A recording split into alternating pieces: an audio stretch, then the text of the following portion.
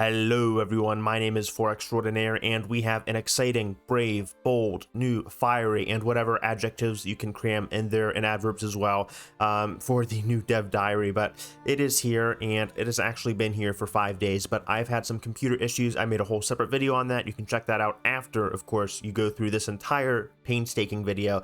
It actually is fairly easy to create, but I want to get into some of the changes, and there is a big, massive change. Let me just get past all of the other changes. This is kind of put off by the devs as like a little thing, but this is quite big, possibly the biggest change. And what is it, past all of my grandstanding? Well, it is a change to every single wonder. Previously they just used to grant some, like, I think it was like a plus 20 stability bonus, and that was it, maybe 25. It was very, very generic and very disappointing, considering there is a lot of artwork and effort put into these wonders, so it'd be great to have their own individual abilities.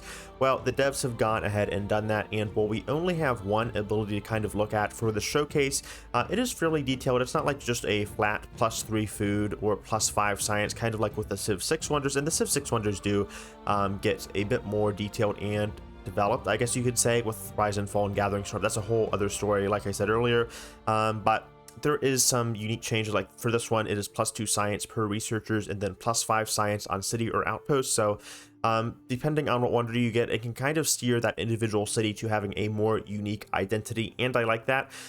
Going forward with player customization, though, there are some new resources and new resource settings. I knew people were complaining really about clustering, and it seems here that these are two different modes. They didn't really label it, at least from what I can see. I have terrible vision, though. It's like 20/20 nearly.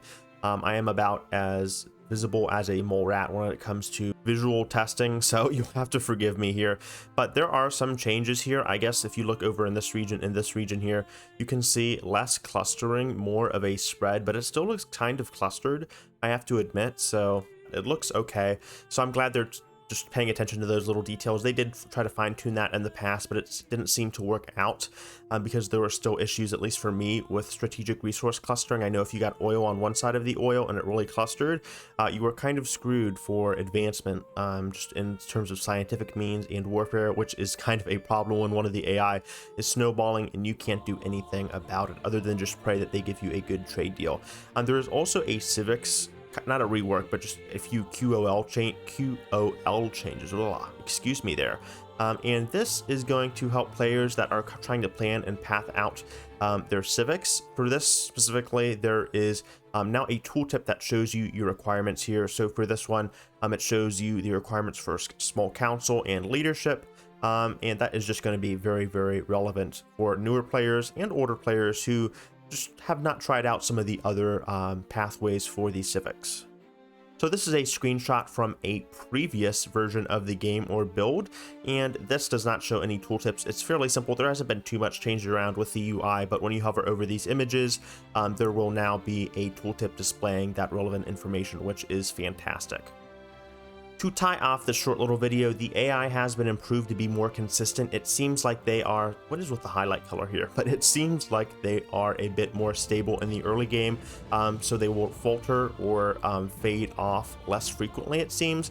I honestly didn't have any problems with the AI. They actually employed a very, very good strategy when I was playing around with them on higher difficulties, where they actually conserved their stars in order to kind of accrue more fame, as if you stay behind an era just for a little bit, you do manage to get some more fame points there. So that is fantastic for the AI.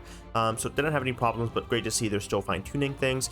And then this is kind of ironic because they just released an update focused on Italy with the Da Vinci update, but they did not have the Italian language localized, which I find to be really, really funny. Also, the Turkish language has managed to get localized. So for my 2 Turkish viewers, I hope you guys are pleased with this new string of events coming from the Amplitude, or string of announcements, I guess, coming from Amplitude Studios à Paris. So that seems to be all it is for this little update.